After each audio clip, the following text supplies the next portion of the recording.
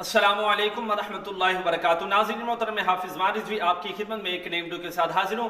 नाज़रीन मोहतरम, हमारा कुछ देर बाद जो है वो काफ़िला लाहौर से इस्लामाबाद की तरफ रवाना होने ही वाला है।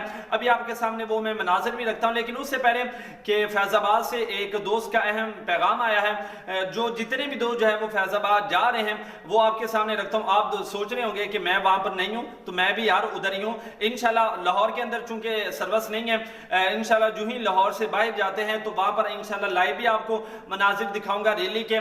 तो नाज़रीन मोहतरम, फैजाबाद से एक दोस्त ने कहा है कि फैजाबाद के अंदर जो है इस्लामाबाद के अंदर एक दो दिन बाद जो है ज़राए ने बताया कि बारिश होने वाली है, तो वहां पर ठंडा मौसम है। तो जो दोस्त वहां पर जा रहे हैं, अगर आप मरकज के साथ हैं फिर तो आप उधर ही रहें, लेकिन जो दोस्त इर्द गिर्द से आ रहे हैं तो उनके लिए मेरा ये पैगाम है कि वो साथ जो है वो सर्दी का आसमान जो है वो जरूर लेकर आए। अब आपके सामने आपको बताता चला जाऊं, मनाजिर रखता हूं लाहौर धरने के।